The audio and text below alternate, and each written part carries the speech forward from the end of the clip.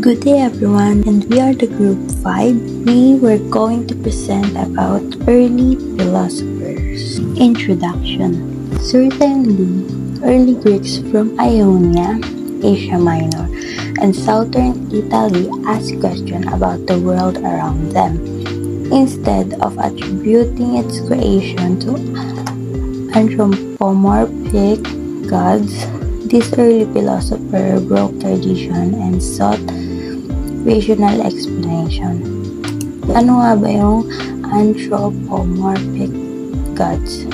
Ito yung mga deities na exhibited humans qualities such as beauty, wisdom, and power.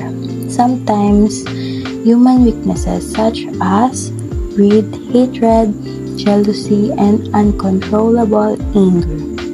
Most of the philosophers of this time were mainly concerned with proving the existence of God and with reconciling Christianity, Islam with the classical philosophy of Greece, particularly Aristotelianism, which was an important factor in the subsequent development of philosophy. So, dito naniniwala pa rin sila sa existence ni God, kaya ginagawa nila itong philosophy na to. The early philosophers. One is Aristotle on ethics. Nicomachean Ethics is the name of Aristotle's best-known work on ethics. His book Nicomachean is named after his son, Nicomachus. This work is an inquiry into the best life for human beings to live. In addition, the main idea of his book is called eudaimonia, or translated as happiness.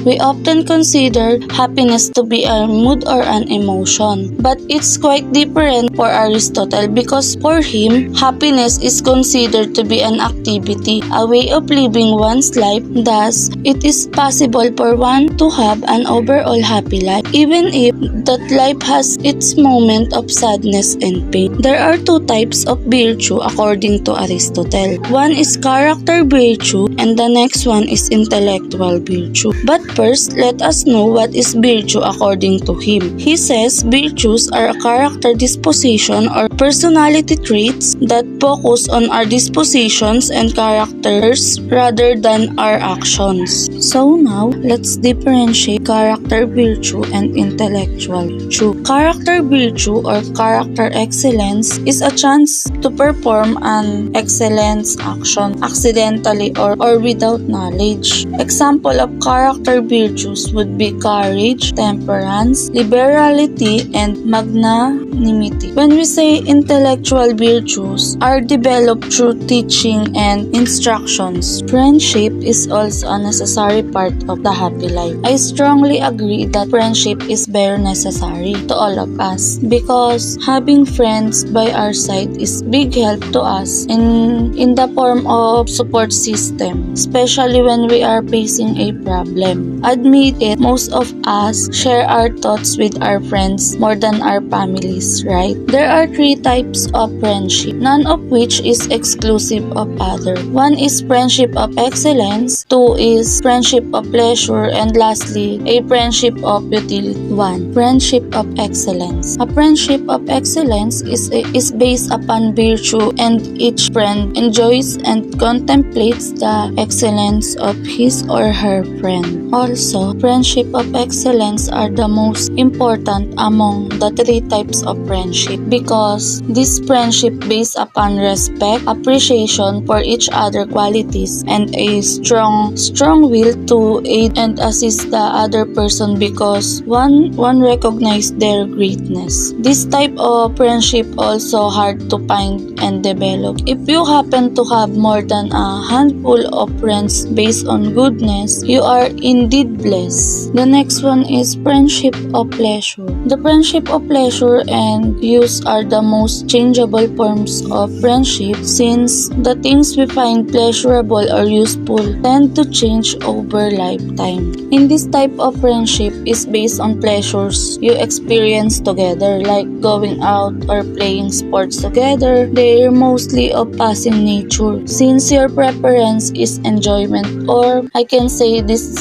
friendship is not permanent. Lastly is friendship of utility. In this type of friendship, it focuses on the self-interest of one or both of individuals. This friendship came up because you are to getting benefits from each other. For example, if you have a co-worker friend and suddenly you resign from your company since you don't see each other like before or work together anymore, the connection may change. The Greek word theorla is rooted in a verb for seeing, hence our word theater. So in contemplation or theorizing, one comes face to face with what one knows. Aristotle also made mention telos. A telos is derived from the Greek word for end, purpose, or goal.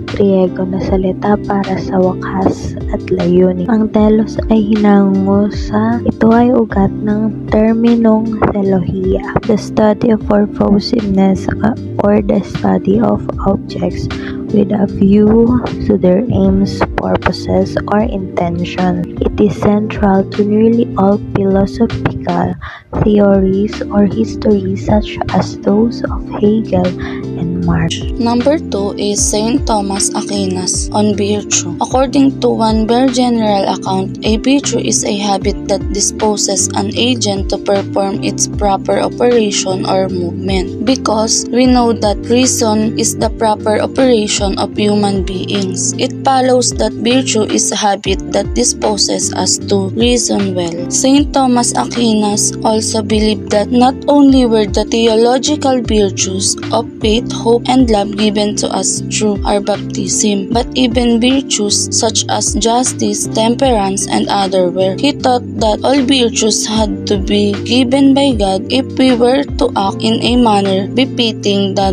Christian moral life. Thomas' broad account of virtues as excellences or perfections of the various human powers formally echoes Aristotle both with regard to the nature of a virtue and many specific virtues. The moral philosophy of St. Thomas Aquinas involves at least two disparate traditions: Aristotelian, Eudaimonism, and Christian theology.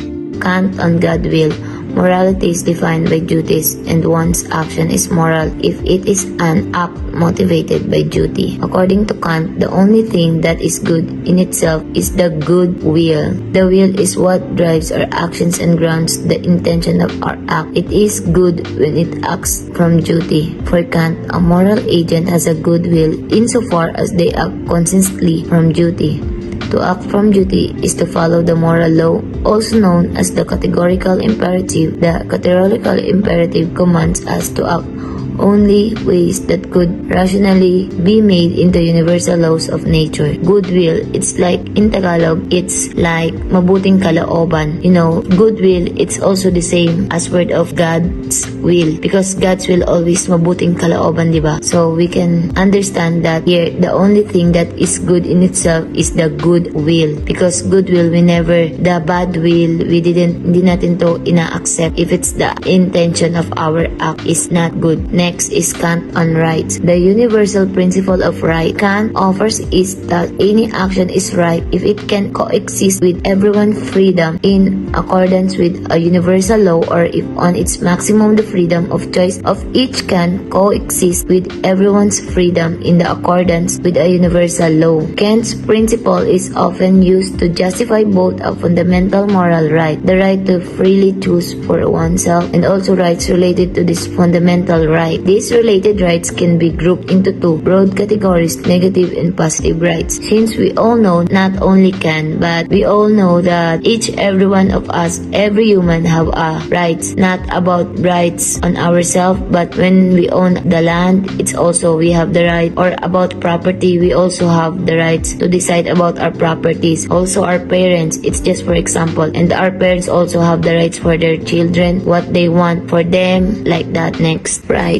it's the same what I explained before, but I will still give a short explanation. A right is justified claim, entitlement or assertion of what rights holder is due. For a person to have the moral right to have, get or do something, there must be a moral basis or justification for the claim. Rights are legal, social or ethical principles of freedom or entitlement. These legal, social or ethical principles are the three kinds of rights. Rights are the fundamental normative rules about what is allowed of people or owed to people according to some legal system, social convention or ethical theory. I already say that rights, every human have a rights, not only about itself, but we can say have a rights on the properties and about in the society where we live. The history of social conflicts has often involved attempts to define and redefine rights. According to the Stanford Encyclopedia of Philosophy, rights structure the form of governments, the content of laws, and the shape of morality as it's currently perceived. Now, there's a nature of rights. According to Lasky, rights are those conditions of social life without which no man can seek in general to be himself at his best. Rights exist only in society. Yeah, like what I said, that rights exist only in society because every human in the world, even animals, have the rights to live, have the rights to eat, have the rights to enjoy the world. Do you understand? Like, these are the products of social living. Rights are claims of the individuals for their development in society. Rights are recognized by the society as common claims of all the people. Yes, every human, even, and it's not based on the age, it's not just by the level, but your life is, every human has it. Since rights are here only in society, this cannot be exercised against the society. Rights are to be exercised by the people for their development, which really means their development in society by the promotion of social good. Rights can never be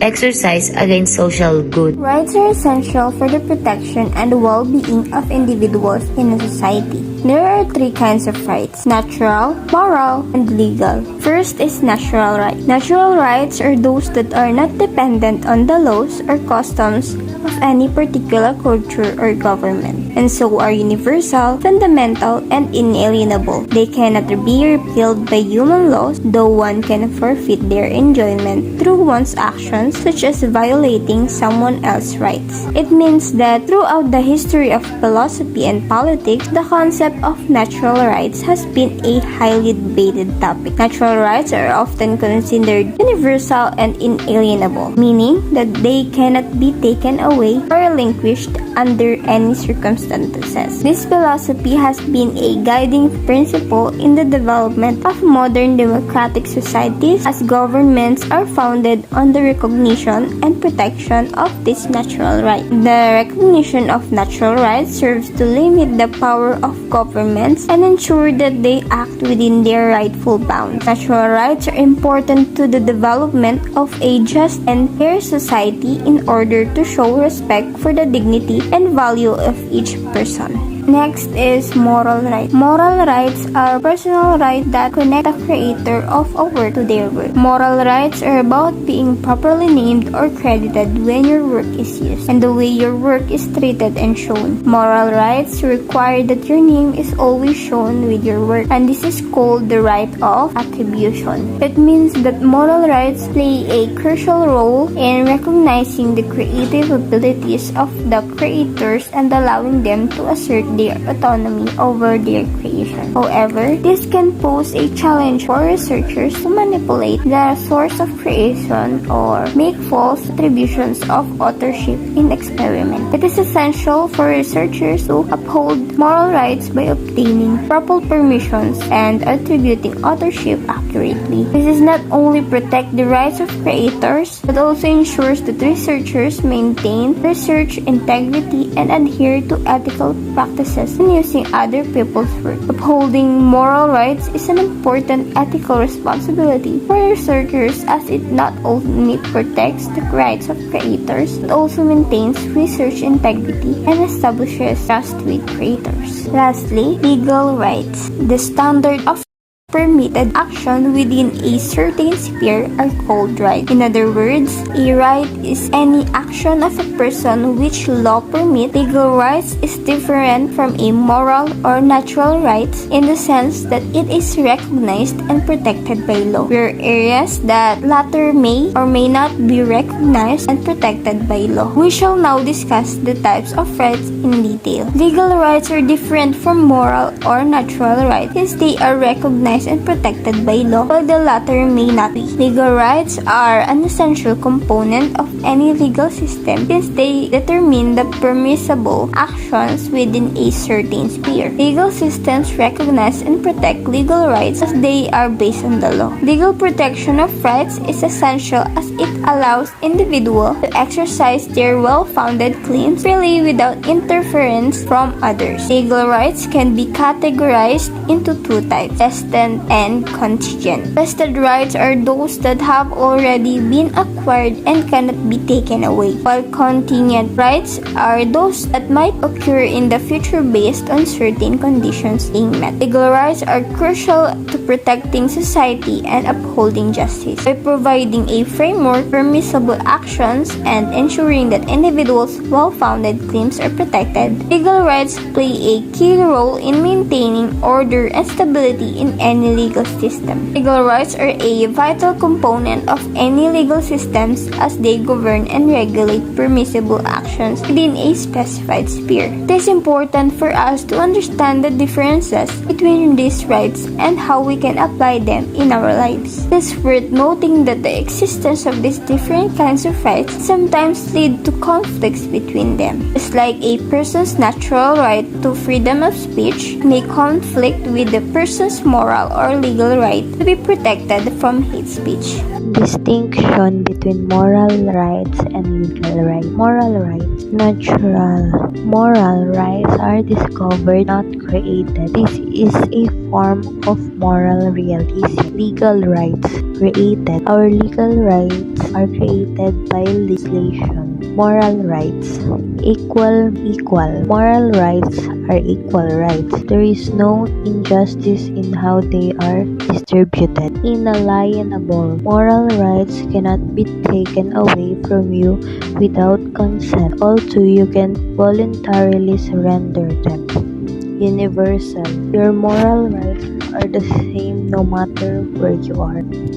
Legal rights can be unequal. There are many situations in which the distribution of legal rights is unjust, alienable. Your legal rights can be taken from you against your will. Local. Your legal rights change when you move from one jurisdiction to another.